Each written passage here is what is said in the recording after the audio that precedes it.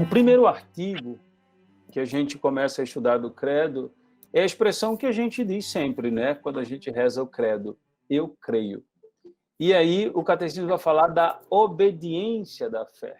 Na fé significa submeter-se livremente à palavra ouvida, visto que a sua verdade é garantida por Deus, né? A própria verdade.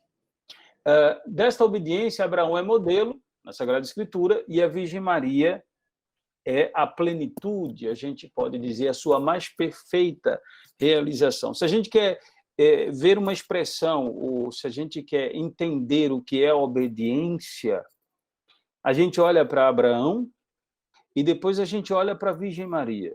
Abraão que escuta o chamado de Deus e vai.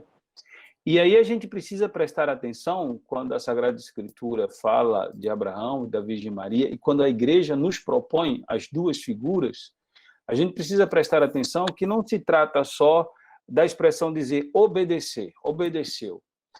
O que é que está por trás, ou quando a gente diz obedecer, né, o que é que significa? Qual o peso que isso tem na vida dos dois? Veja, Abraão é aquele que deixa todas as suas seguranças e, ouvindo a voz, ouvindo o chamado de Deus, ele segue. E qual é a sua segurança? A única segurança é a palavra de Deus. A única segurança que ele teve foi a promessa de Deus. Somente. Mais nada. Todos os cálculos humanos possíveis, não conseguiriam dar conta, né, desse percurso ou desse movimento de Abraão. Porque se tentasse fechar, tentasse fazer um cálculo para fechar, a conta não fecharia.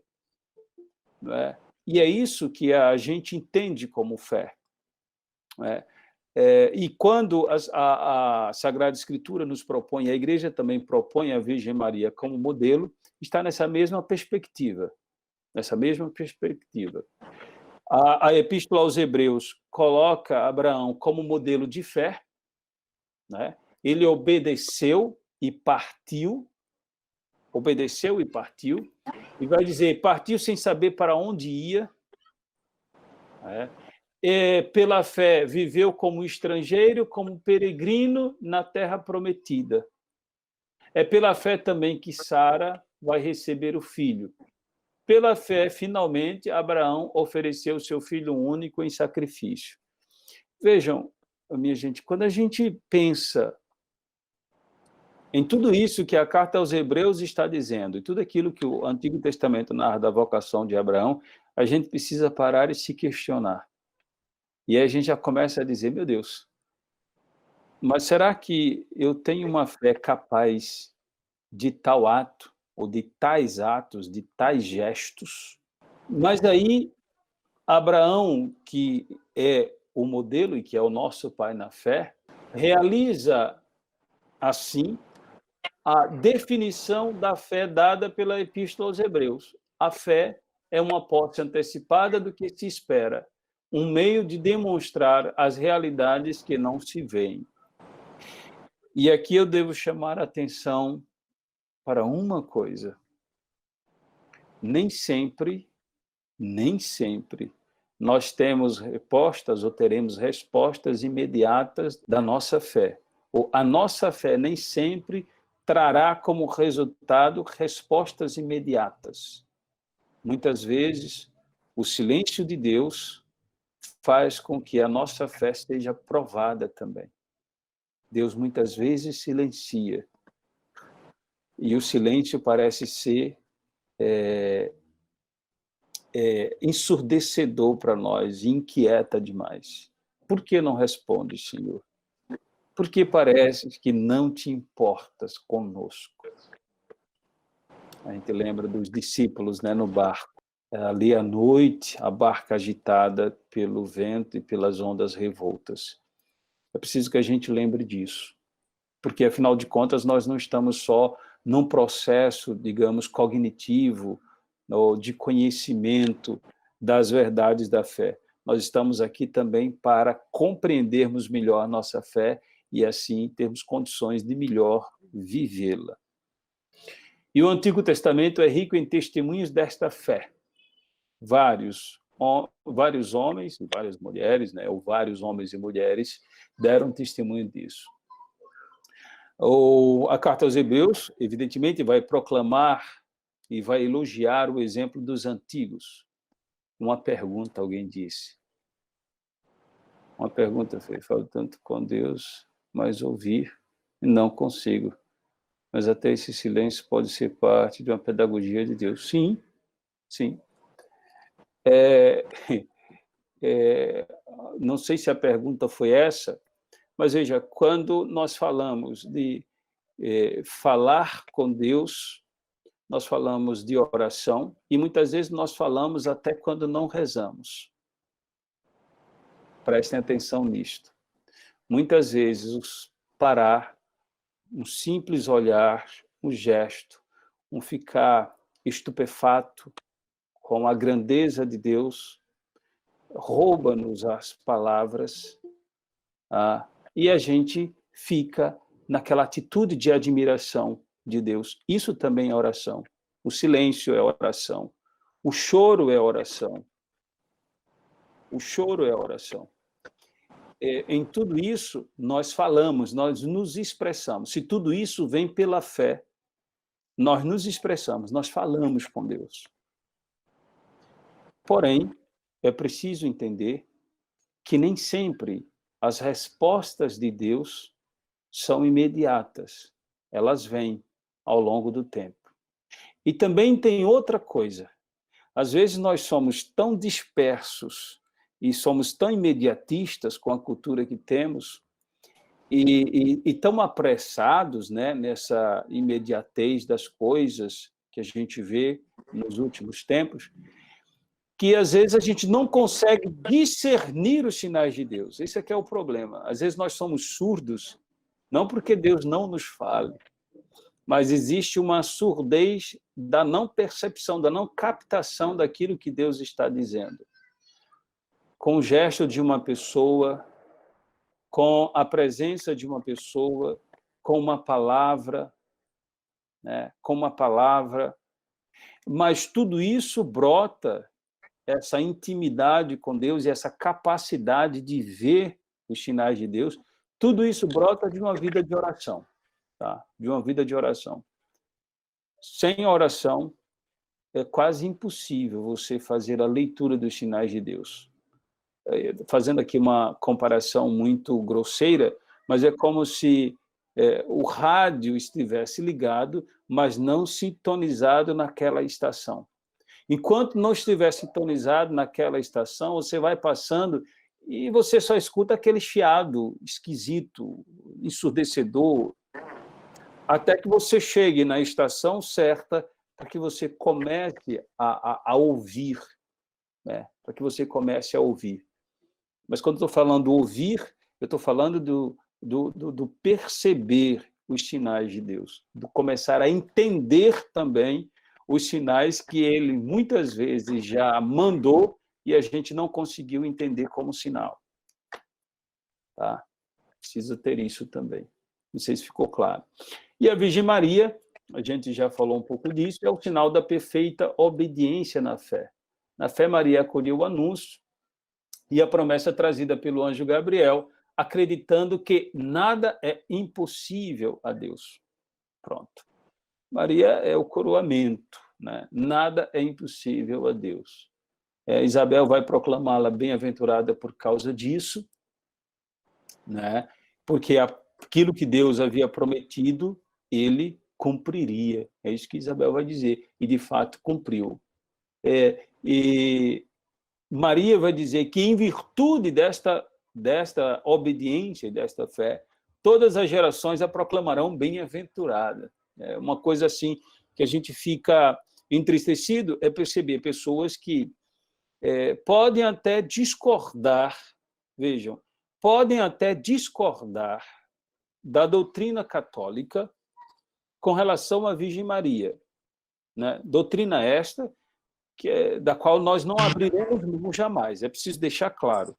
Nós não abriremos mão da Virgem Maria, nós não abriremos mão de forma alguma da nossa devoção, do nosso amor, do nosso reconhecimento, da proclamação da Virgem como bem-aventurada.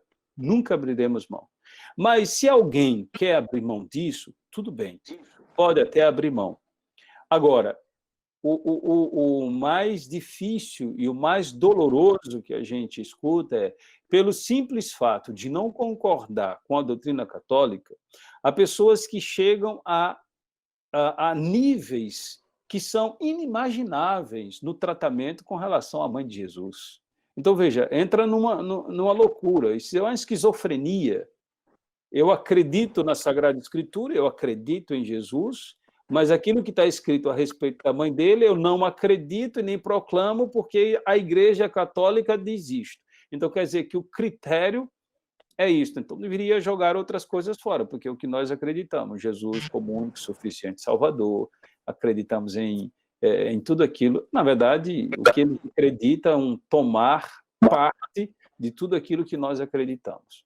Enfim, isso é só uma reflexão para que a gente tome consciência disso. Nós nunca abriremos mão da nossa devoção e do critério de fé que a gente tem com relação à Virgem Maria. Nós nunca abriremos. Agora, quem abriu mão disso pode até. Agora, é preciso entender o papel da Virgem e não partir para um caminho de detratação, né, de palavrões mesmo, palavras chulas, e aí você olha e diz assim, mas por que isto? Não entendo o que é a fé. Só posso concluir isto. Continuando, número 150, a gente vai aqui caminhando. Sei em quem coloquei a minha fé, crer somente em Deus. O catecismo começa passando por isso. A fé é, primeiramente, uma adesão pessoal do homem, é uma adesão pessoal a Deus. Primeiramente. Tá? Primeiramente. Mas é, ao mesmo tempo, inseparavelmente, o assentimento livre a toda a verdade que Deus revelou. Vejam, eu queria que a gente prestasse atenção nisso, porque tem gente que diz assim, olha, eu tenho fé em Deus. Ótimo.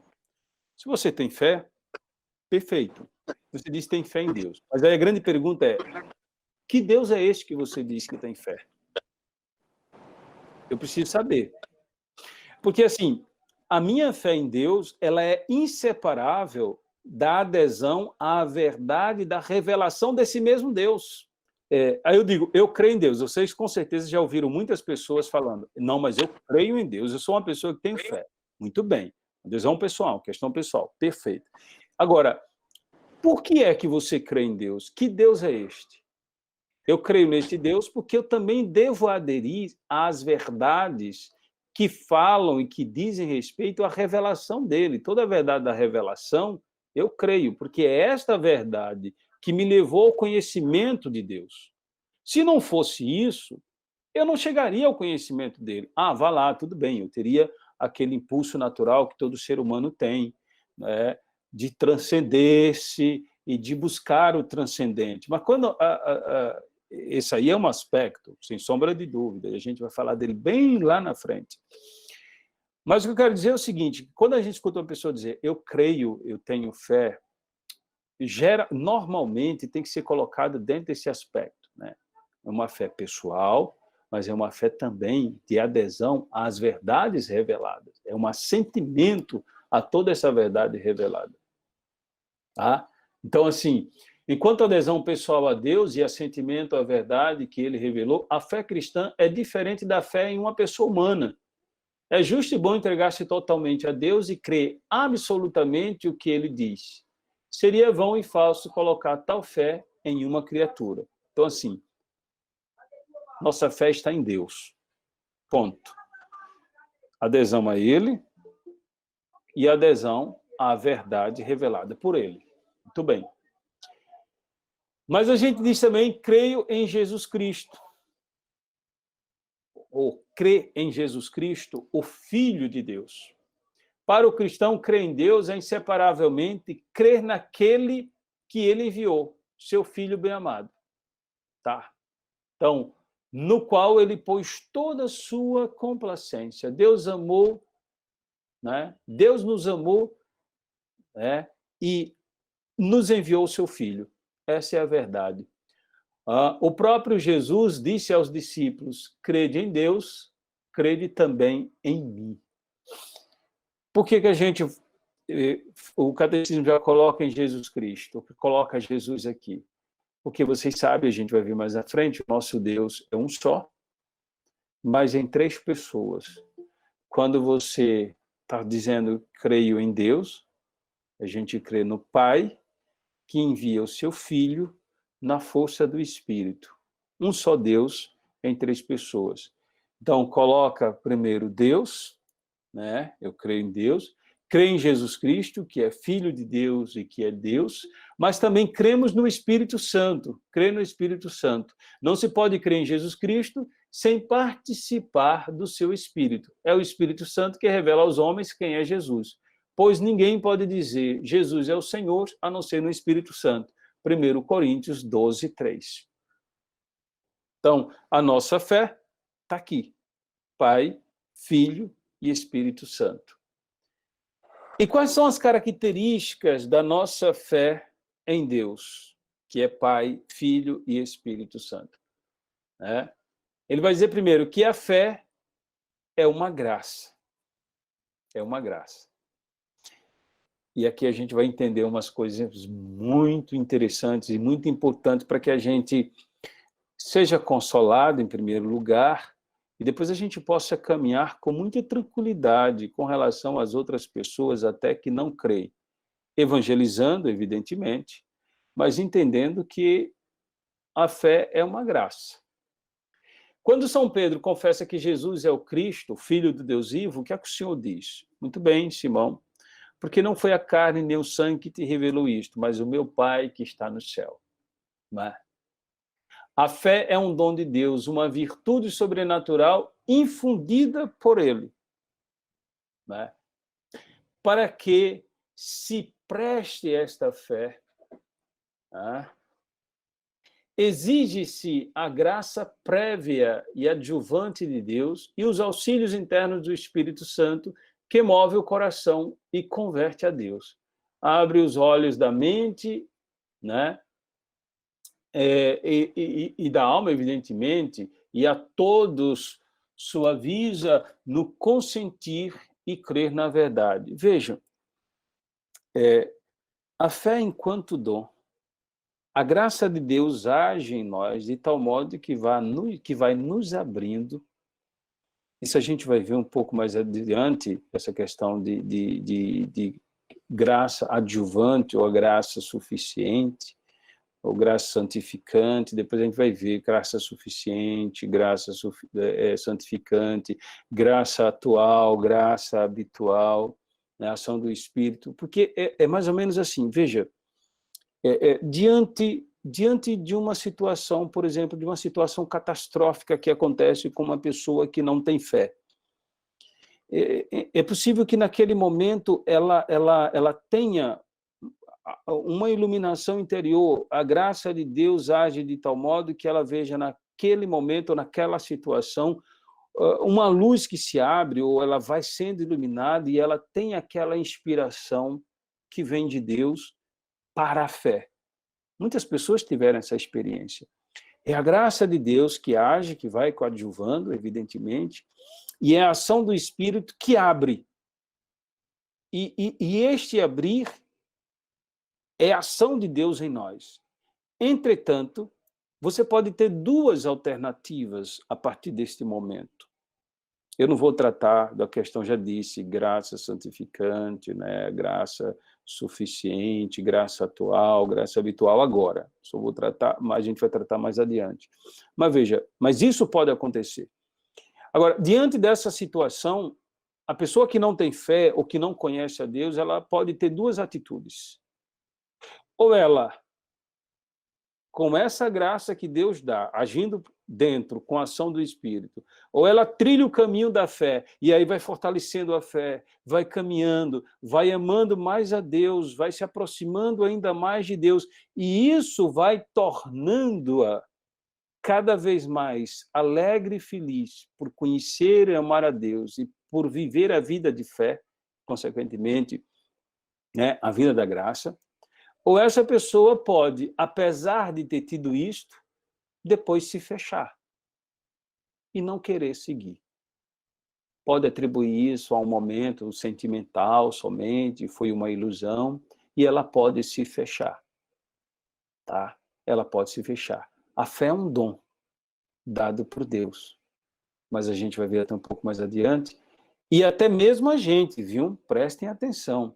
Até mesmo nós que estamos caminhando na fé, se deixarmos de regar esta planta, se deixarmos de levar adiante a sério o nosso amor a Jesus, a nossa caminhada, a nossa compreensão da palavra de Deus, o nosso mergulhar nos sacramentos, o nosso receber a Eucaristia que nos fortalece, se a gente perder isso de vista, é possível que a fé morra em nós. Agora, é preciso também entender que a fé é um ato humano, vai dizer o catecismo. A gente já está no 154. Crer só é possível pela graça e pelos auxílios interiores do Espírito Santo.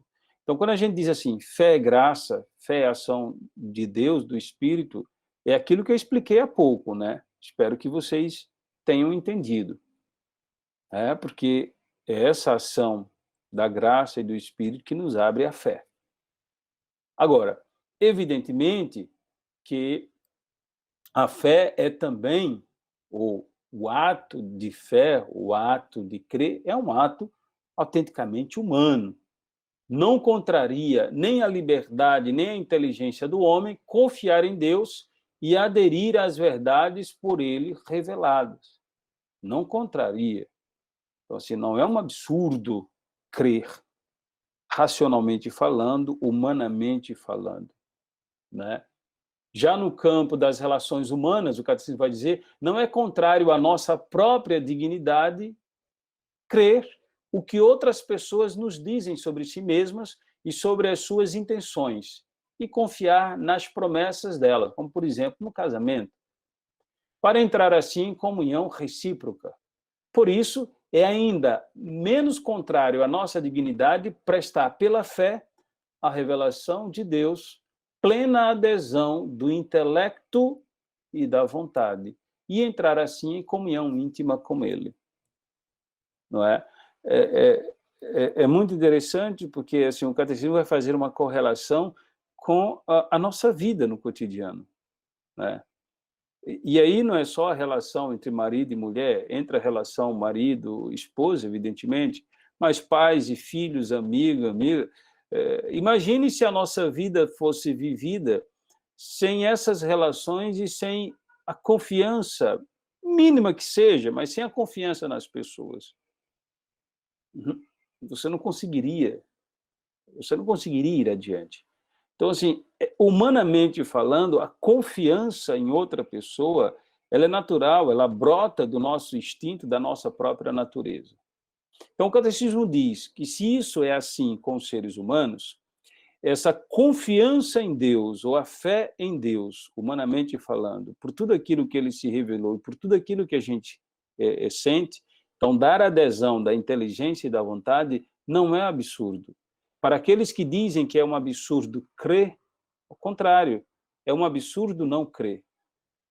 Porque se a gente for falar no aspecto humano, eu não estou falando de uma fé teológica, eu estou falando de uma fé meramente humana, das relações humanas sociais, nós não conseguimos viver sem essa fé, no sentido de dar credibilidade às pessoas. Nós não conseguiríamos viver sem isso. E aí o catecismo diz, fazendo uma analogia, mutatis mutandis, reservadas as devidas proporções, você crê nas pessoas, porque você crê, você faz contrato de trabalho, você crê que o patrão vai lhe pagar, você crê que o Estado vai lhe pagar o dinheiro se você é concursado, você crê que a empresa aérea ela vai te admitir no voo que você comprou, né? Você crê que o dinheiro que foi emitido é moeda real e vale, que você pode comprar alimento com ele, você crê que pode ir no supermercado, comprar os alimentos. Tudo isso é um pacto de confiança e de uma grande aliança que vai se revelando no dia a dia como alianças que tornam possíveis a nossa vida humana, a nossa vida em comunidade, a nossa vida em sociedade. Todos nós temos experiência disso. Mesmo aqueles que não conseguem despertar, sabem que existe confiança. Às vezes as pessoas dizem assim, não, mas o mundo hoje está tão difícil, é tão ruim, que a gente não acredita mais em ninguém. Pois é, mas você acredita no banco porque deixa seu dinheiro lá guardado. E agora? Você acredita que a padaria amanhã vai fazer pão, e o dinheiro que você tem, você pode chegar lá e trocar o seu dinheiro pelo pão. Você vai dizer, mas o que tem uma coisa a ver com a outra? Tem tudo. Porque são essas confianças e essas alianças que tornam possíveis a nossa vida. E o catecismo vai falar de umas mais dignas, que são aquelas alianças, sobretudo a aliança do matrimônio, que expressa melhor. Mas ele vai dizer, humanamente falando, a gente vive de aliança e de confiança. A confiança em Deus é a mais bela, a mais perfeita, a mais sublime. E é um ato humano. Não é desumano e não é irracional. Na fé, a inteligência e a fé humanas cooperam com a graça divina.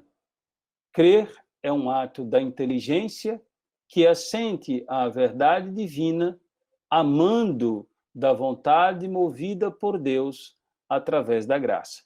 Vamos lá, vamos ver essa definição, porque ela é importante, ela é de São Tomás de Aquino. Veja, crer é um ato da inteligência, tá?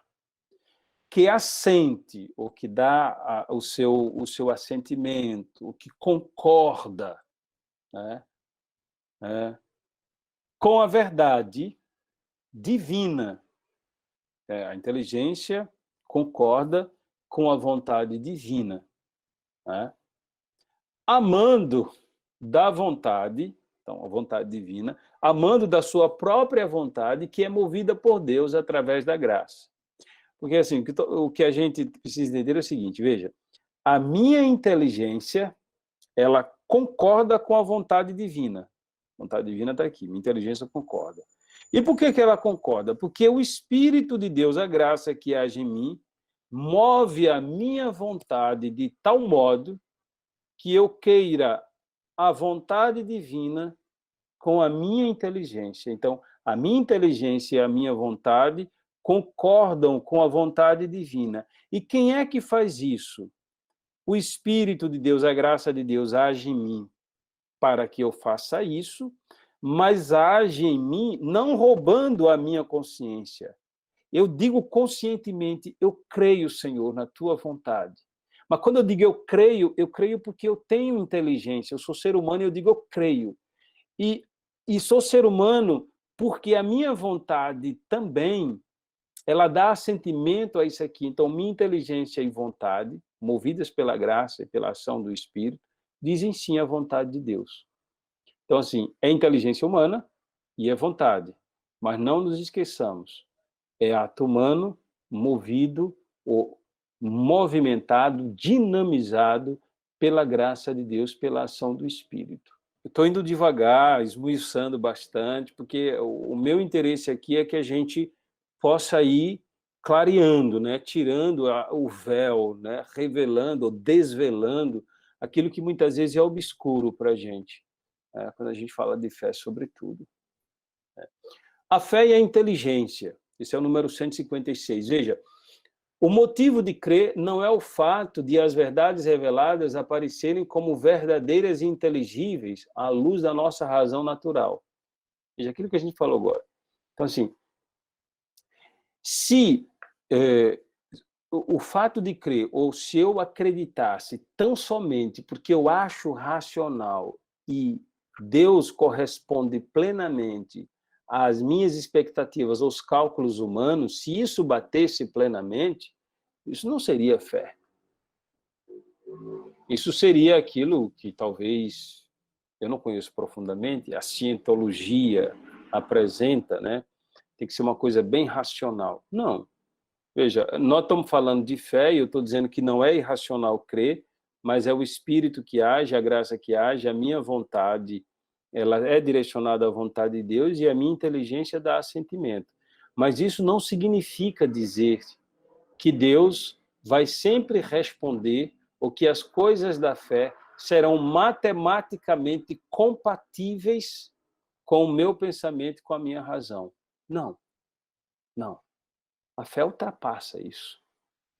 Ela é um ato humano, porque ela tem assentimento também é um ato humano, mas ela ultrapassa todos os cálculos humanos. Então, a fé, né, o motivo de crer não é só porque racionalmente eu entendo tudo. Não. Eu creio porque eu vou aderir à vontade de Deus, eu creio que é racional também isto, mas eu tenho que entender que eu não compreendo tudo à luz da minha razão. Há muita coisa da fé, e muita mesmo, que ultrapassa a minha razão.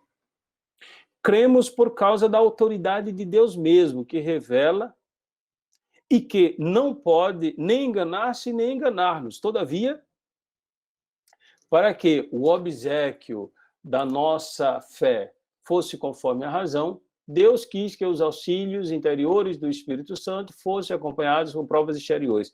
Aquilo que a gente falou também semana passada, que assim, evidentemente que não são compatíveis, quer dizer, eu não necessariamente eu não tenho que ter de Deus as respostas para que a minha inteligência racionalmente compreenda tudo. Agora, Deus quis, e Ele quis, que em muitos casos ou em diversas situações a fé fosse confirmada. Confirmada por sinais concretos. Neste caso, entram os milagres, né? Por isso, os milagres de Cristo e dos santos, as profecias, pregações, a santidade da igreja, sua fecundidade e estabilidade, constituem sinais certíssimos da revelação, adaptados à inteligência de todos. Motivos de credibilidade que mostram que o assentimento da fé não é, de modo algum, um movimento cego do Espírito. Então, Deus vai iluminando também com esses sinais para que a gente entenda, né? Para que a gente entenda. Tem até um pensador que está fazendo, o pessoal está fazendo filme, e tem alguém que está falando sobre milagre. Ele vai dizer que, salvo engano, a expressão mais ou menos essa, né? Os milagres na Igreja Católica, os milagres mesmo, né, são as coisas mais extraordinárias do mundo, né? Porque assim, e são fatos assim, impressionantes, né? São fatos impressionantes. Ele vai fazer toda uma narrativa sobre os milagres, porque Deus também se utiliza. Deus se utiliza da santidade das pessoas na igreja para dar razão de credibilidade da fé. Vocês sabem que ultimamente eu tenho citado muito ele, e vou continuar citando, porque sempre citei. Mas veja, a santidade de Dom Henrique, o pastoreio que ele teve, o amor a Jesus Cristo, quando a gente escuta ele falando, quando a gente olha e vê o legado dele, você diz assim, meu Deus, esse homem foi um luzeiro, um farol, que iluminava a sua própria vida, evidentemente, pela fé que tinha, mas ele conseguia também iluminar a vida das pessoas, né? Muitas pessoas com vida, com sinais de escuridão, ou meio que perdidos na vida. Quantas pessoas não foram orientadas por ele? Quantas pessoas não voltaram ao caminho da fé? Quantas pessoas não progrediram no caminho da fé? Quantas pessoas não amaram mais a Jesus Cristo e a igreja por causa dele? Então, quando a gente encontra uma pessoa assim, e sobretudo perto de nós, a gente consegue dizer, Deus é bom. Como Deus é bom. Como Ele manifesta a sua graça, a sua misericórdia. Como a nossa fé é fecunda. Aí a gente pode ver, não, mas houve toda essa dificuldade, essa tragédia, ele morreu tão jovem, tão cedo, um bispo que poderia ter tanta coisa. Deus sabe todas as coisas. Disto nós temos certeza. Ele foi um sinal de Deus. Ele foi uma prova viva de que é possível ter fé, é possível amar a Jesus, é possível ser igreja, é possível ser santo, é possível celebrar o sacramento com santidade, é possível viver no mundo atual, apesar de todo barulho e confusão, numa dimensão de entrega a Jesus Cristo. É possível ser cristão, é possível continuar crendo, é possível. A fé é certa mais do que qualquer conhecimento humano, porque se funda na própria palavra de Deus, que não pode mentir. Não é? Se a gente toma como princípio a inerrância da palavra de Deus, a verdade plena que ela revela, e a verdade máxima é o próprio Deus, né? Então, mais certa, a fé é muito mais certa do que qualquer conhecimento humano.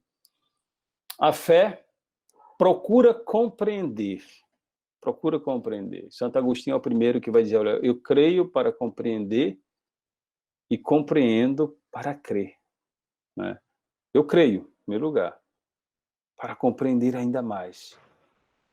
Mas eu procuro compreender ainda mais para também crer mais ainda.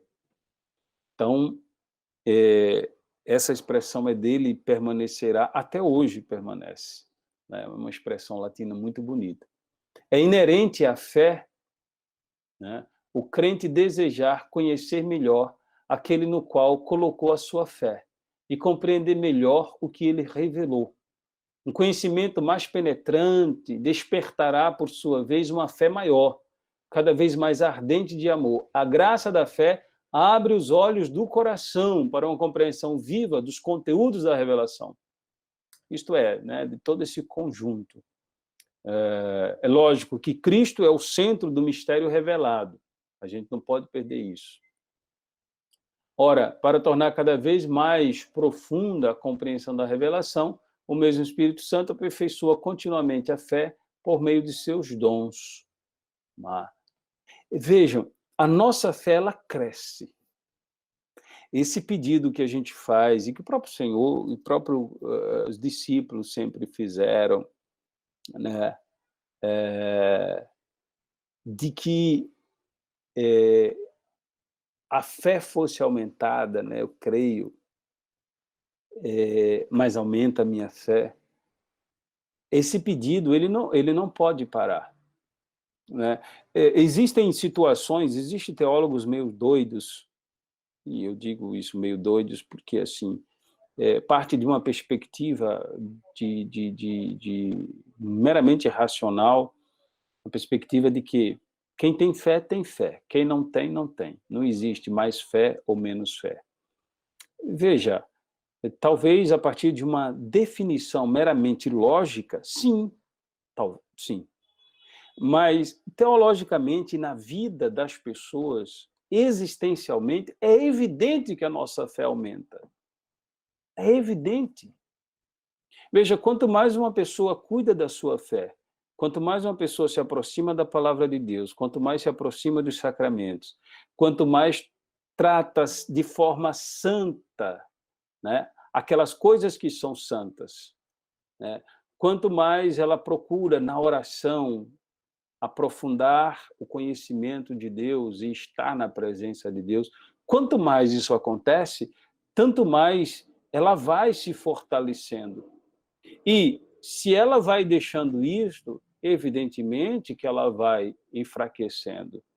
E isso significa, nos dois casos, né, um aumento e uma diminuição. Ou você aumenta, ou você diminui a sua fé. Não é que Deus não dê o dom.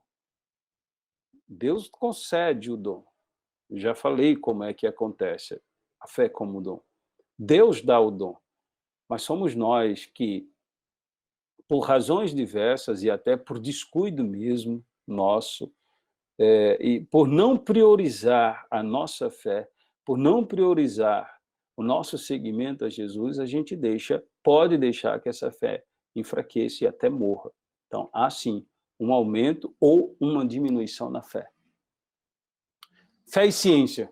A gente viu um pouco mais isso. Eu estou retomando de propósito, porque a gente precisa sedimentar bem. Não poderá jamais haver verdadeira desarmonia entre uma e outra, porque o Deus que criou a fé é o mesmo Deus que criou a ciência.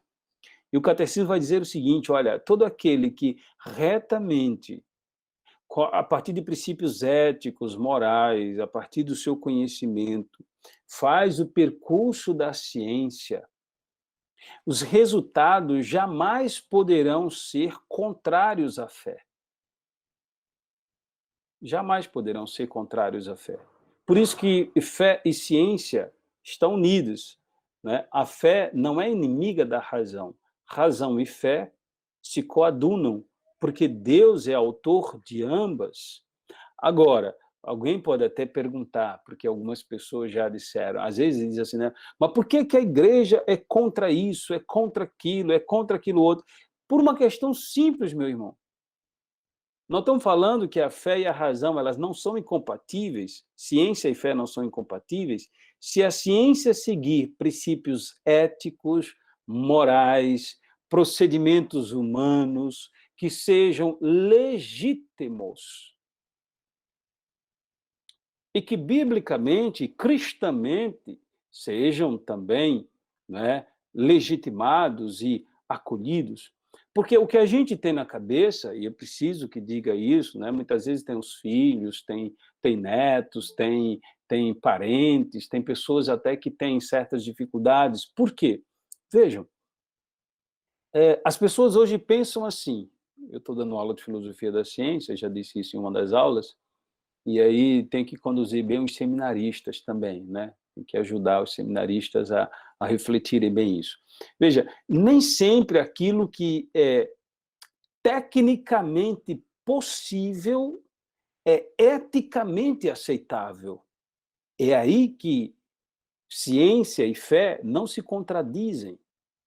Agora, quando a ciência ela assume critérios que não são éticos, não são morais, não são humanos, não são legítimos, ela vai seguir um caminho distante da fé, e muitas vezes os cientistas vão dizer é porque a igreja, e até muitas vezes passa para os cristãos comuns, né? A igreja é muito arcaica, ela é retrógrada, ela não entende que isso é fruto de um avanço. Espera aí, avanço maior, o diabo pode fazer muitas outras coisas. O diabo, nesse sentido, conhece muito mais do que nós. Então, só para dizer o que é tecnicamente possível e eticamente, né? Deixa eu dizer, exatamente, exatamente. Fátima citou aqui, como eutanásia. A eutanásia, mas não só a eutanásia. Tem coisas aí muito mais sérias, né? Muito mais sérias.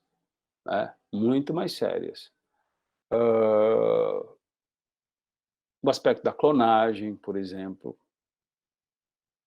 o aspecto de terapia com células troncos embrionárias,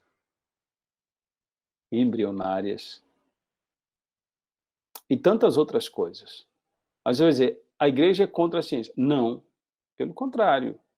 A igreja entende que fé e ciência estão juntos. Agora, quando a ciência ela foge do critério ético, moral, do critério evangélico cristão, a fé tem a obrigação de dizer, olha, você saiu do rumo para o qual você foi criado.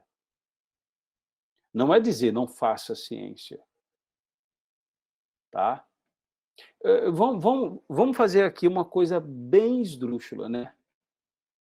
Sim, também isso. A Valneide falou aqui, também mudança de sexo, questão de gêneros, questão de ideologia de gênero, mudança de sexo. Tecnicamente, hoje, é possível fazer isto? Sim. Quer dizer, mudança do corpo, mudança de sexo é bem complicado, né?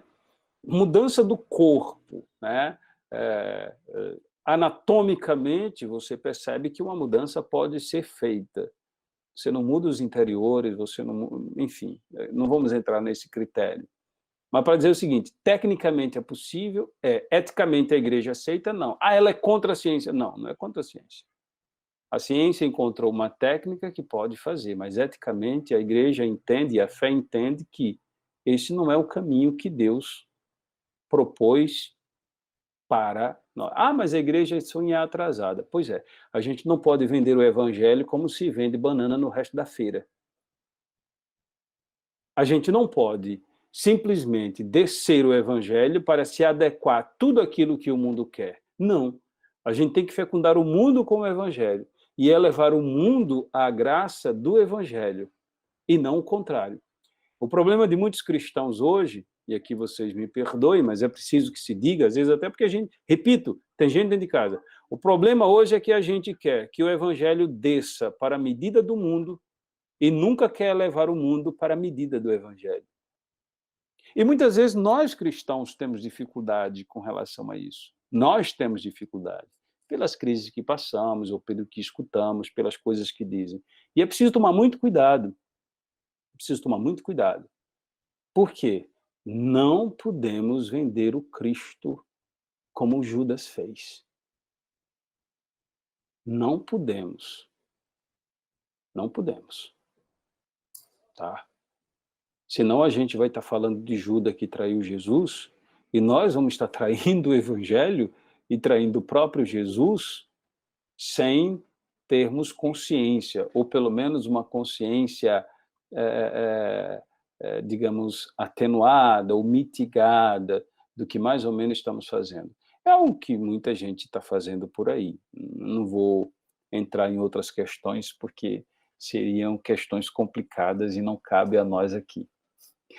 A fé é o começo, não é, da vida eterna. Então, tem que ter isto também. A fé faz-nos degustar, como por antecipação, a alegria e a luz da visão beatífica. Celebramos hoje a transfiguração do Senhor, né? Aquela visão propedêutica dos discípulos, que seria a ressurreição. A fé também nos dá, a gente pode dizer, essa visão propedêutica, ou prévia, do que será a nossa ressurreição. Porque vivendo da fé e pela fé, nós vamos nos transfigurando no dia a dia à imagem do Cristo, Senhor. Essa transfiguração, às vezes, é dura, é árdua, mas é uma transfiguração necessária para que nós não venhamos a viver a nossa vida em vão. A coisa mais triste do mundo é uma pessoa chegar no final da vida e olhar para trás e dizer: meu Deus, para que eu vivi? Por que eu vivi? Se não for por uma causa eterna, não vale a pena. Às vezes você olha assim e você diz: eu vivi para o meu trabalho. Aposentou-se, quem está lá no trabalho já se esqueceu de você, chegou uma geração nova que talvez até nem tenha gostado do seu trabalho, e achou que essa geração nova talvez ache que o trabalho foi horrível, e você vai ser esquecido. Você diz: eu dei minha contribuição. É verdade, deu. E eu não estou dizendo que a gente não tem que trabalhar e dar o melhor. Mas veja, em casa, na família, né, no trabalho, com os amigos, em tudo aquilo que a gente faz, tudo isso tem que servir a uma causa maior. Se não for uma causa eterna, se não for o reino, se não for essa plenitude, não vale a pena. Lhes digo sinceramente, se não fosse pelo reino, se não fosse por Jesus, meu Deus, o que eu já passei não valeria a pena. Mas por causa do reino, por causa de Jesus, por ele, a gente olha assim e diz: vou continuar. Vale a pena porque é por ele. E quando chegar o último momento, que olhar para trás, dizer: foi duro, Senhor, mas valeu a pena, porque eu estava preparando esse momento.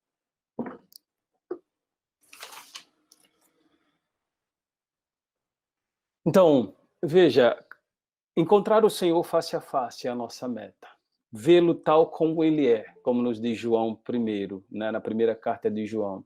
A fé já é, portanto, o começo da vida eterna. Nunca nos esqueçamos disso. A fé já é o começo da vida eterna.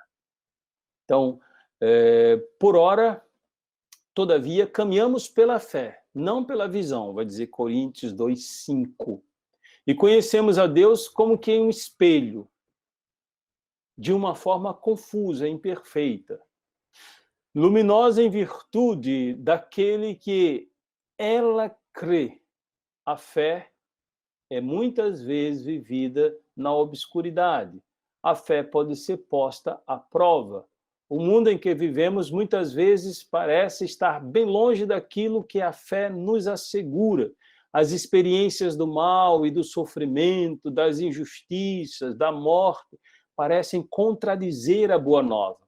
Podem abalar a fé e tornar-se para ela uma tentação. É então que devemos voltar-nos para as testemunhas da fé. Abraão, que creu, esperando contra toda esperança, Romanos 4, 18. A Virgem Maria, que na perseguição da fé foi até a noite da fé, comungando com o sofrimento de seu filho, com a noite do seu túmulo, de tantas outras testemunhas da fé também. Com tal nuvem de testemunhas ao nosso redor, rejeitando todo o fardo e o pecado que nos envolve, corramos com perseverança com o certame que nos é proposto, com os olhos fixos naquele que é o autor e realizador da fé, Jesus Cristo. Eita, trecho bonito. É da carta aos Hebreus 12, 1 a 2. Eu vou repetir. Vale a pena repetir. Com tal nuvem de testemunhas ao nosso redor, miríades e miríades, rejeitando todo o fardo e o pecado que nos envolve, corramos com perseverança para o certame que nos é proposto, com os olhos fixos naquele que é o autor e realizador da fé, Jesus Cristo. Veja, existe uma pergunta aqui, alguém fez uma pergunta. Peraí. Muito boa reflexão. É difícil seguir Jesus, mas é possível. Sim. O que nos move é a esperança do encontro com Jesus. Sim, sim, sim. O que nos move é a esperança dele. É olhar para ele, é estar com os olhos fitos, o coração voltado, apesar de os pés ainda estarem no chão, né? Como vencer o mal? Como saber o que é santo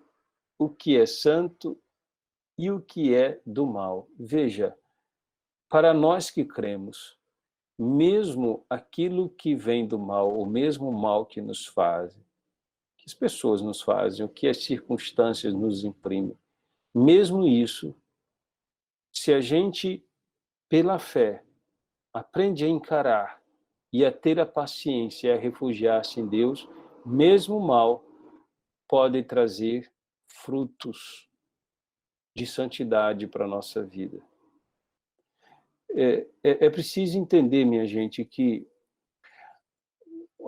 a gente reza no Pai Nosso, mas livrai-nos do mal, no sentido, livrai-nos do maligno.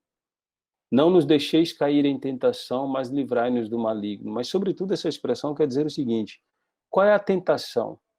De desistir do Senhor, de não ir adiante, de voltar atrás. Que Ele nos livre deste grande mal, que Ele nos livre do maligno, que pode nos roubar dele. Que pode nos roubar dele. O Senhor precisa nos livrar. Então, assim, nós que estamos no mundo, ou vivendo neste mundo, apesar de não sermos dele, mas estamos no mundo, nós não estaremos livres de enfrentar o mal. Tá? Tentações, o mal, nós não estaremos livres. O modo como vamos lidar com ele, isso a gente vai amadurecendo com a vida, também, com a vida de fé. Também a gente vai amadurecendo. O modo como a gente vai lidando com isto é que vai fazer com que os frutos também sejam colhidos. Porque a grande pergunta é: o mal tentou te atingir, você cedeu a ele? Você entrou pelo mesmo critério ou lutou com as mesmas armas que ele? Você se igualou.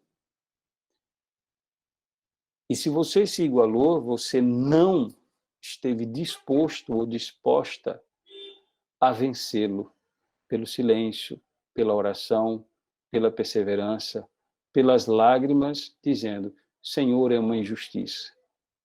Senhor, tu sabes que eu só tenho a ti. Senhor, tu sabes que a minha luta é árdua. Senhor, tu sabes tudo. Tu sabes que eu te amo. Toma minha causa. Está em tuas mãos. eu espero. Isso não quer dizer que, em meio a essa dificuldade, você não queira se exasperar de vez em quando. Mas quando isso chegar, é preciso sempre recordar esse primeiro amor, esse primeiro ato. Senão, a gente se perde. A gente admira demais a vida dos santos. Admira demais, não é? Eu costumo dizer isso, que é muito bom admirar os santos. Agora, vocês já leram as biografias dos santos? Quem não leu ainda muita biografia, comece a ler. Leia a biografia de Santa Teresinha, que só viveu 24 anos, para ver o que ela passou no Carmelo. Leia a biografia do meu confrade, Padre Pio, o famoso Decênio de Fogo. Padre Pio ficou suspenso de celebrar a missa para o povo. Foram 10 anos, o Decênio de Fogo foi terrível. Acusações diversas contra ele. Ele aparentava, se aparecia, sobretudo com o processo que se fazia contra ele, como se fosse um homem completamente perverso, um homem que só queria fazer o bem. Você diz assim, mas o que foi isso? Mas não. Veja, a ação do mal faz com que, até mesmo de pessoas de quem você não esperava receber, você receba flechadas e golpes, muitas vezes, fatais. Até mesmo de pessoas. Até mesmo de pessoas. Então, assim, quando você aprende ao longo do tempo, quando você começa a entender que isso pode acontecer, você se tranquiliza. Você se tranquiliza. Porque é esse tipo de atitude, né, de investida contra aqueles que têm fé, essas investidas elas não podem ser tomadas de forma absolutas. Você precisa sempre parar e dizer, mas eu preciso sair disso aqui para entender, meu Deus, o que o Senhor, permitindo isto, está querendo dizer a mim. E se eu não consigo entender no momento, então eu tenho que parar, rezar, refletir. Refletir. Tá? Porque assim, e aí a gente vai dizer assim, mas e o sofrimento? E precisa... Veja, Jesus nunca prometeu que nós faríamos sucesso. E ele não nos chamou para isso. Tá? Ele não nos chamou para isso. Ele nos prometeu que nos daria a salvação.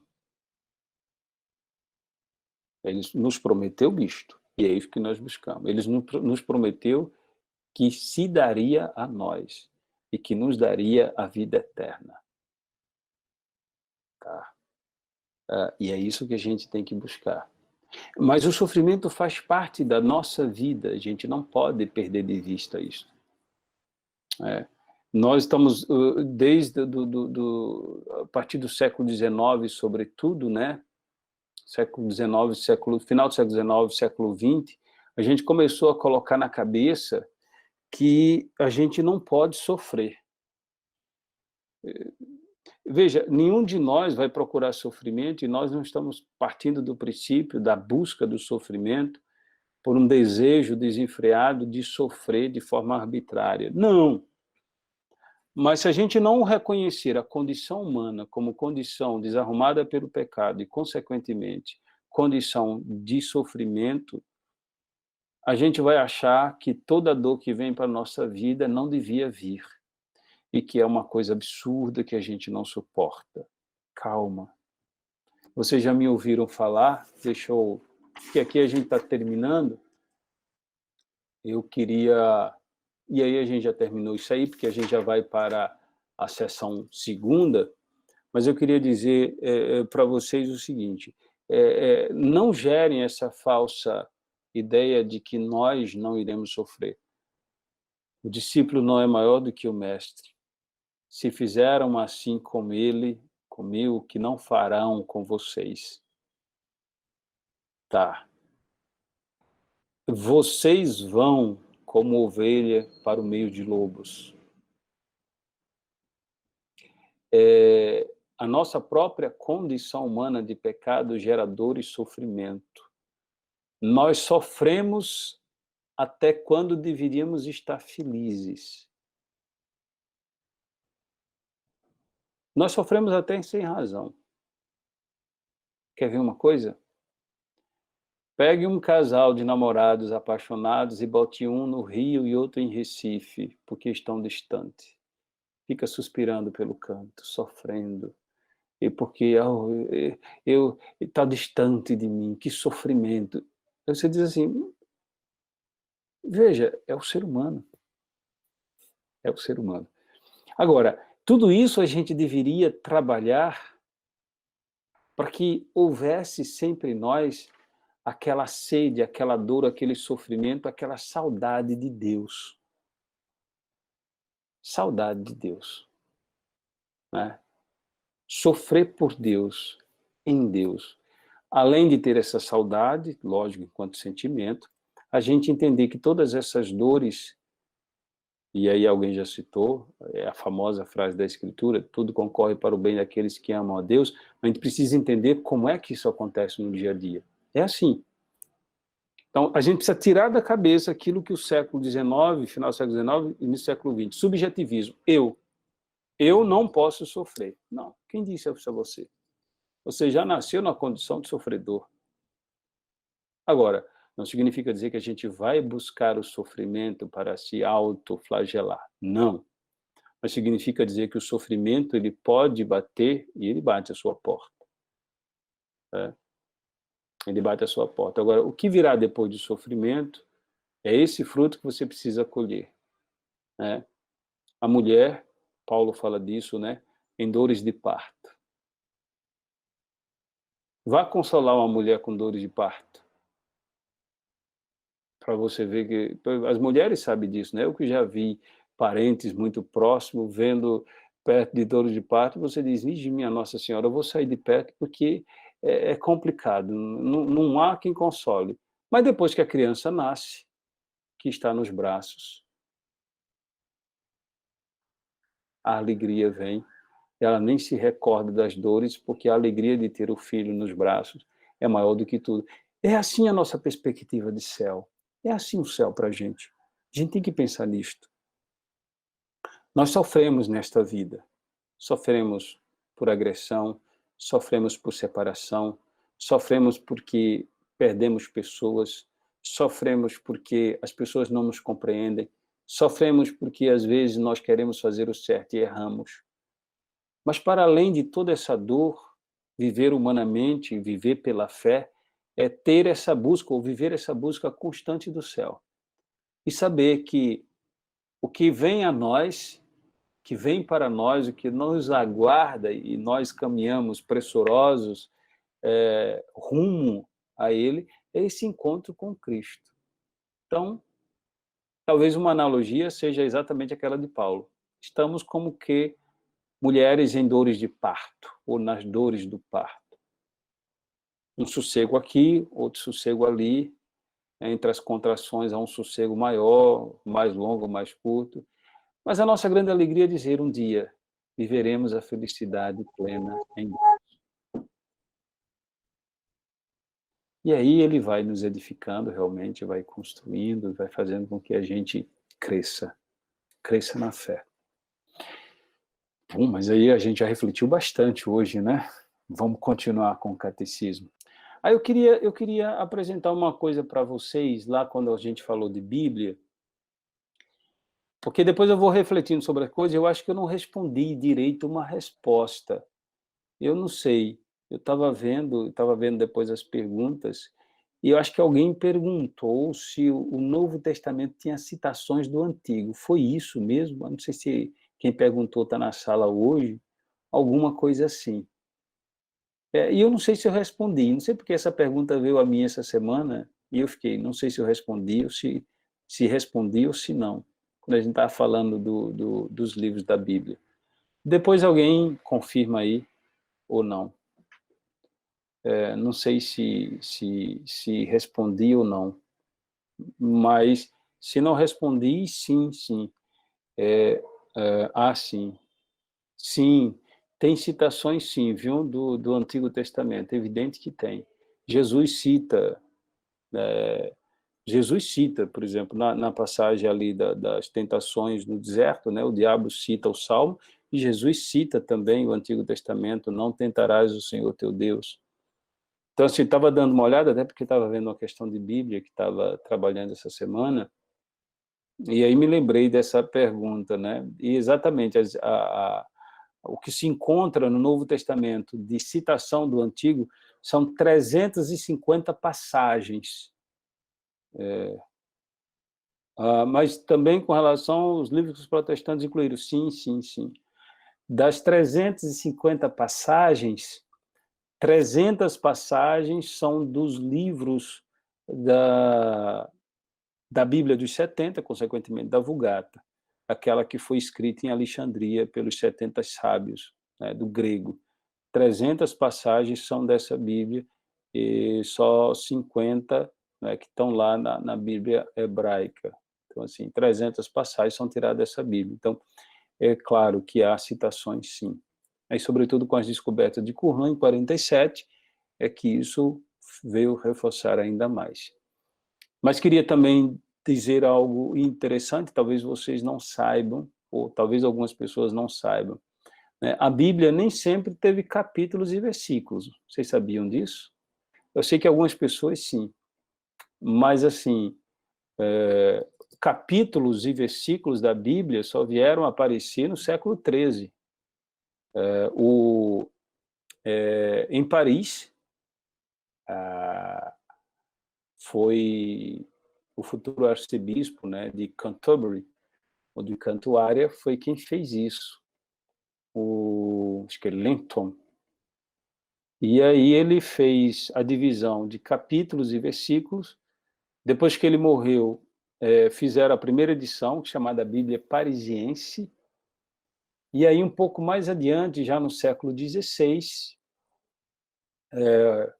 um italiano, acho que Panini, acho que é esse nome, fez a divisão mais precisa de versículo, depois um protestante até que não gostou, fez uma reformulação, mas a primeira Bíblia com capítulos e versículos publicadas foi por Bonifácio VIII,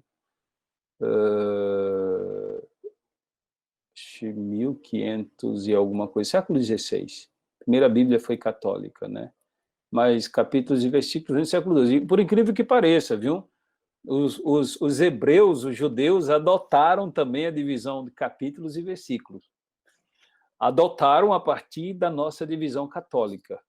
Tiago está perguntando de onde saiu essa ideia de que o ser humano não devia sofrer.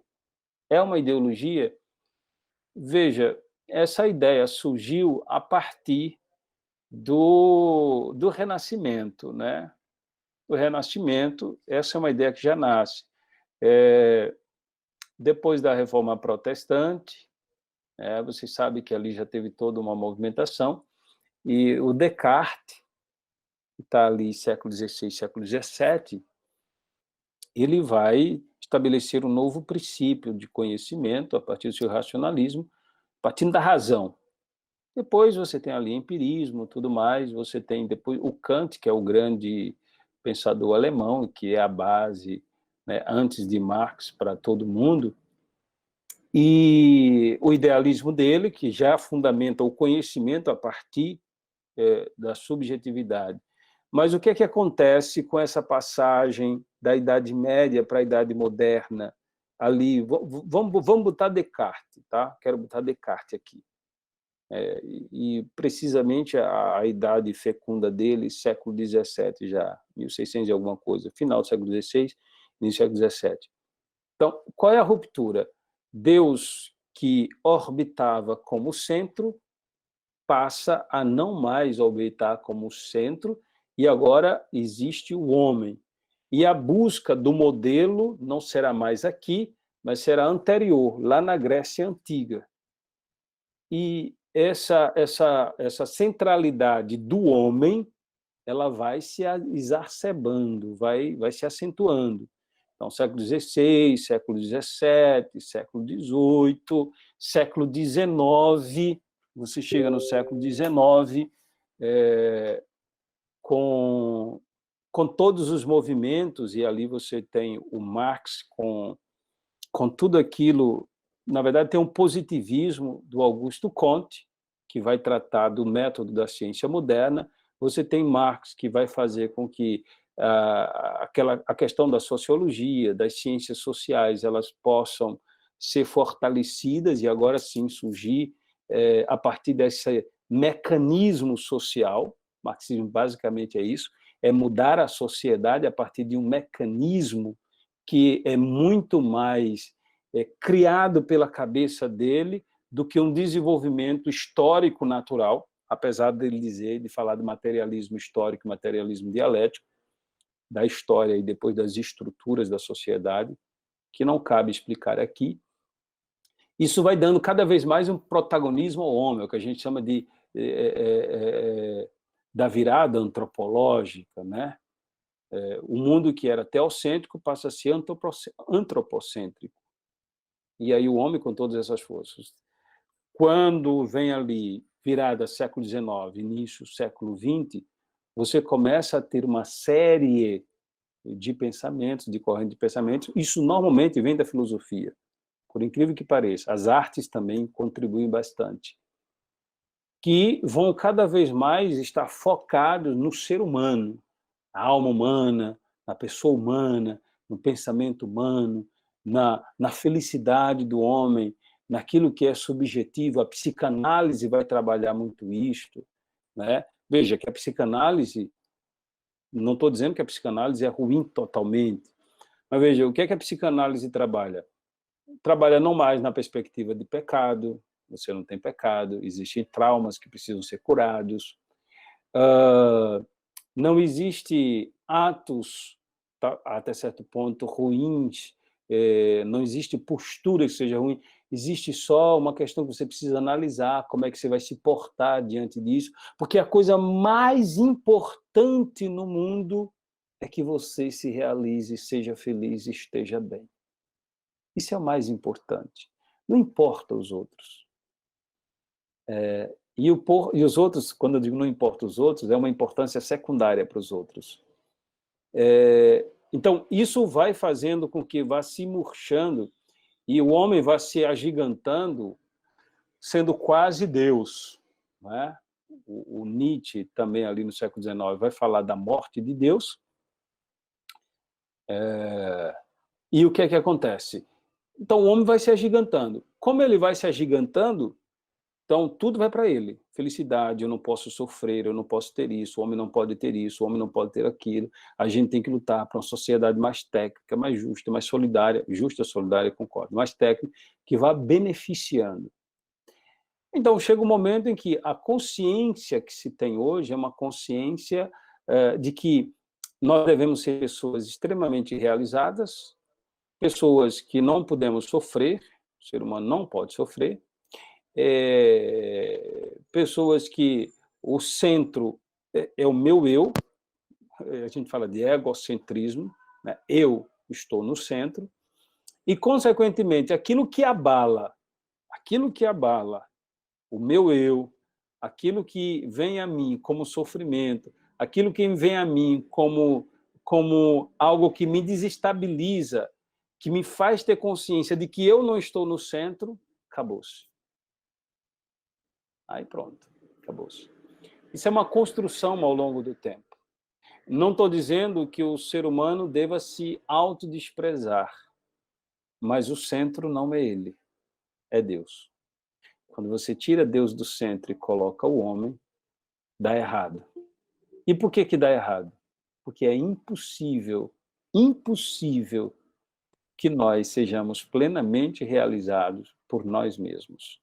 Jamais o seremos.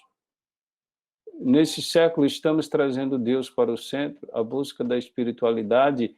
É uma pergunta da Isilda, a gente está falando de fé, essas perguntas são pertinentes.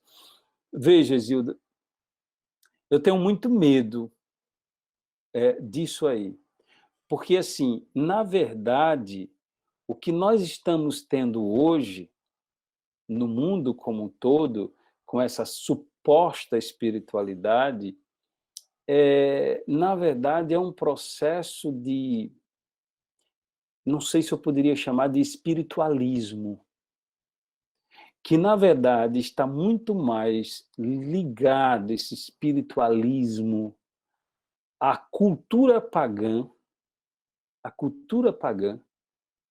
do que a uma espiritualidade genuinamente judaico-cristã. Né? E por quê? Porque nesse processo, né, as pessoas falam de espírito evoluído, que na verdade já é uma tirada do espiritismo, que não é bom. Mas, assim, existe um processo que as pessoas falam de espiritualidade como uma energia, uma força, né? Espiritualidade, ou quando se refere à espiritualidade, se fala de um ser, se fala muito de anjinhos, se fala muito de uma iluminação. Esse tipo de linguagem, ele é extremamente difícil e, normalmente, esse tipo de linguagem resvala para heresias, né? Como o gnosticismo, como a teosofia. Né? Você tem hoje algumas espiritualidades complicadas que já foram combatidas como heresias no início da igreja, e elas estão voltando com muita força, que na verdade são pagãs, com o revestimento de espiritualidade, mas eu diria espiritualismo, tentando mostrar que, é como se dissesse assim, tenta mostrar que o mundo não é só material, não é só matéria, ele tem também espírito. É bem complicado isto, porque nós sempre entendemos que o ser humano é corpo e alma racional, espiritual. Os gregos sempre entenderam que a alma é um princípio que anima o corpo, portanto, imaterial. Então, não é assim que nós entendemos.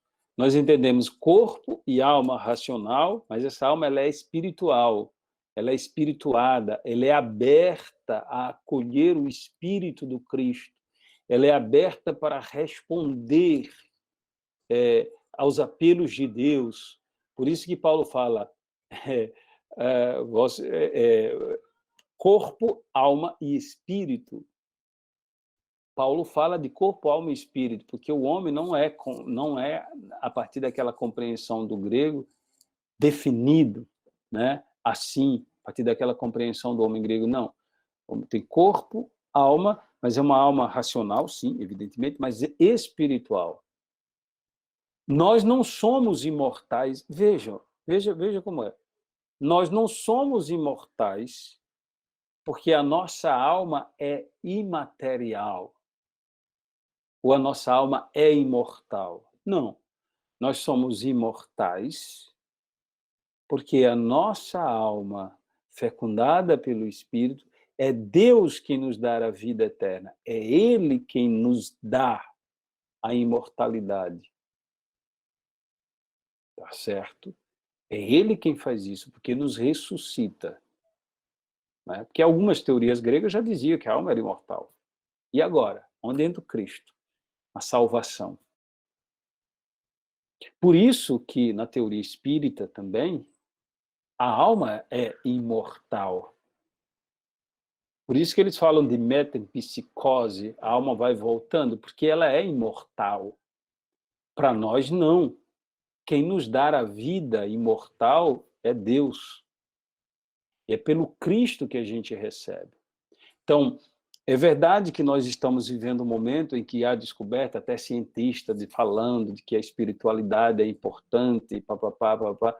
Agora, eu preciso saber para nós, de que espiritualidade que se está falando. Para nós, a espiritualidade, ela está ali, centrada no Espírito de Deus, que nos concede a sua graça, que faz com que a gente tenha esta vida de homens e mulheres renovados pelo Espírito, e essa vida de homem novo, de mulher nova, nos faz rejeitar o que é velho e nos faz seguir conforme os ditames do próprio Espírito, né? Então, a gente vive uma vida espirituada, plena do Espírito de Deus. E essa vida espiritual nos dá uma espiritualidade, porque nos conduz, nos aponta à eternidade. Diz para nós, olha, tua vida, essa aqui, é uma preparação para a eternidade. Isso aqui passará. Nós só temos segurança verdadeira, ou você só tem nele. E para ele você tende. Então, deixe-se guiar pelo Espírito. Espiritualidade não é a mesma coisa que buscar a Deus, ou estou enganado? Em certo sentido, naquela explicação que eu acabei de dar. Porque, assim, eu busco a Deus a partir da moção do Espírito, e eu busco, essa minha busca de Deus, essa vivência de Deus, é uma vida que é fecundada pelo Espírito de Deus. Tem um modo de ser de homem novo, de batizado, de alguém que tem o Espírito e que é guiado por esse mesmo Espírito. Então, eu vivo uma espiritualidade que pode ser configurada, por exemplo, veja, no meu caso franciscano, a gente inclusive diz a espiritualidade franciscana. Viver segundo o Espírito de Deus, segundo a moção do Espírito de Deus, tendo como modelo e exemplo São Francisco. A gente fala de espiritualidade franciscana. Mas para o cristão em geral, viver a espiritualidade, de fato, é ser guiado pelo Espírito de Deus nessa condição de homem novo. E aí sim, a gente falou, né? Quanto mais você conhece, mais você crê. Quanto mais você crê, mais você tem vontade de conhecer. E esse aprofundamento que deve acontecer durante toda a vida.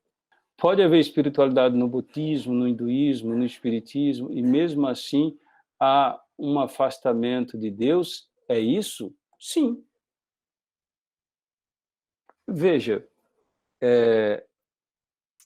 porque e a pergunta foi suscitada por isso aqui é muito importante, viu? Quem está cochilando, por favor, abra os ouvidos e o coração, não vá para a cozinha tomar café, mas peça que traga um cafezinho, porque essa pergunta é muito importante, Álvaro. Veja, eu dizia no início, vou repetir, que eu tenho muito medo quando se diz que as pessoas estão buscando a espiritualidade. Porque quando o cristianismo fala de espiritualidade, ele não fala do mesmo modo que outros vertentes, né? E aí você citou alguns nomes, espiritismo, hinduísmo, não é a mesma coisa. Não é a mesma coisa.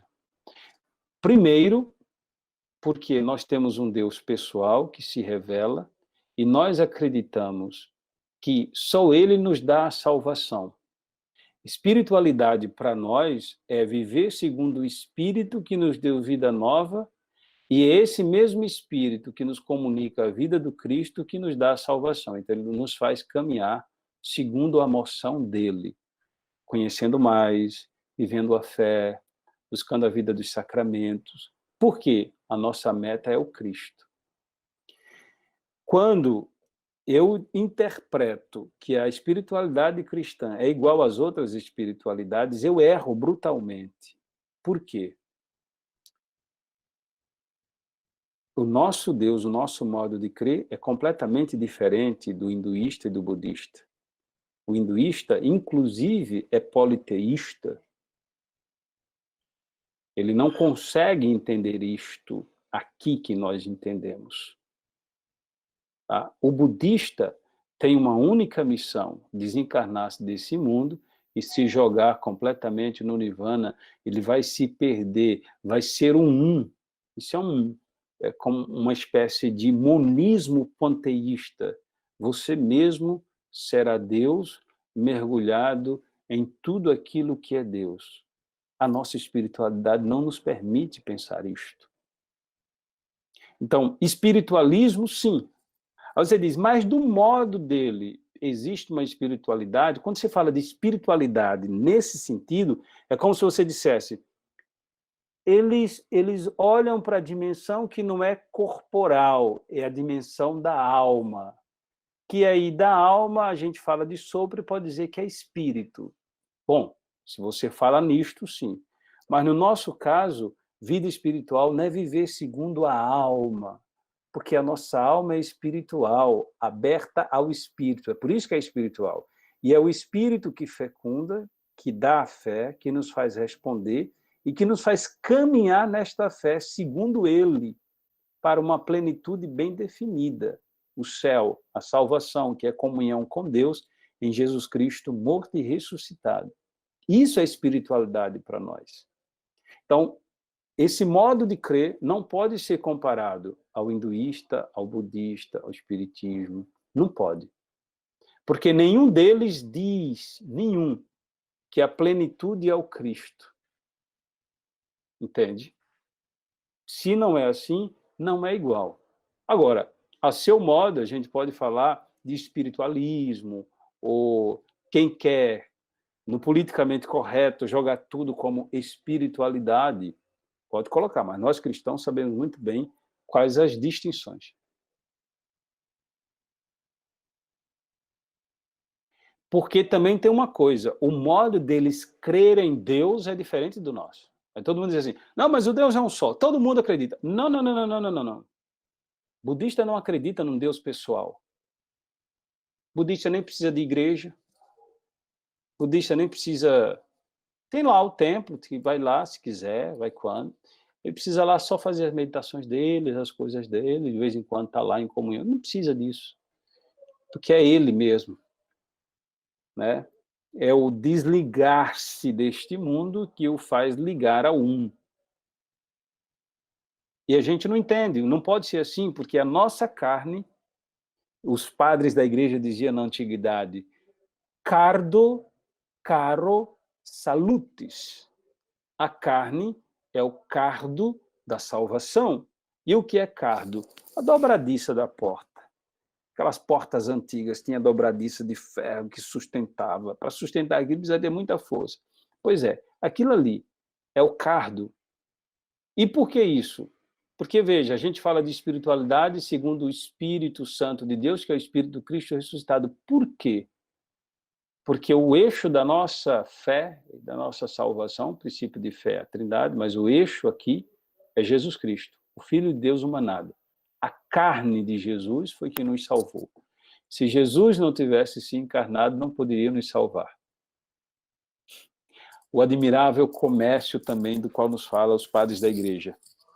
Né? O Filho de Deus, ou seja, nós que temos corpo, pudéssemos ser salvos, pudéssemos nos tornar filhos de Deus. Então, espiritualidade é um ato de fé, Tiago. Veja, a espiritualidade, ela não é um ato de fé, ela é uma decorrência da fé. Quando você diz eu creio, quando você diz eu estou vivendo a fé, eu estou vivendo segundo o Espírito. E quando eu vivo segundo o Espírito, eu busco tudo aquilo que é próprio da minha fé. E aí eu estou fazendo um caminho. Eu estou fazendo um caminho. E ao fazer esse caminho, eu estou trilhando um caminho de espiritualidade. Agora, eu posso, dentro desse caminho, me espelhar em algum modelo que me ajuda a viver melhor a minha fé. Aí eu posso viver, por exemplo, a partir do modelo franciscano, a gente chama de espiritualidades clássicas na igreja. Por que a gente chama de espiritualidades clássicas? Porque são modelos que nos ajudam a viver essa vida nova de cristãos. Ou você pode não ter nenhum. Você pode ser um cristão, né, que busca, não podemos compreender cristão sem busca da oração, sem busca dos sacramentos, né, sem busca da participação da Eucaristia, sobretudo, sem a leitura da palavra de Deus, sem a sede de Deus, sem procurar ser sinal de Deus. Ao você fazer tudo isso, você está vivendo um caminho, né, de fé, evidentemente, guiado pelo Espírito, você está vivendo a espiritualidade cristã, você está sendo cristão.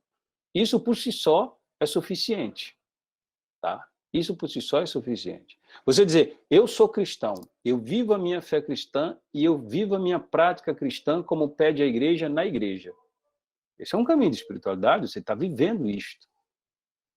Agora, fazendo tudo isto, você diz assim, eu tenho ou eu quero um modelo para que eu reforce ainda mais isto em mim. Aí sim, você tem a espiritualidade franciscana, a espiritualidade carmelitana, a espiritualidade inaciana, de Santo Inácio de Loyola, quem nunca ouviu falar dos 30 dias, né, do retiro inaciano, por exemplo, dos exercícios espirituais de Santo Inácio, Santa Teresa d'Ávila, né?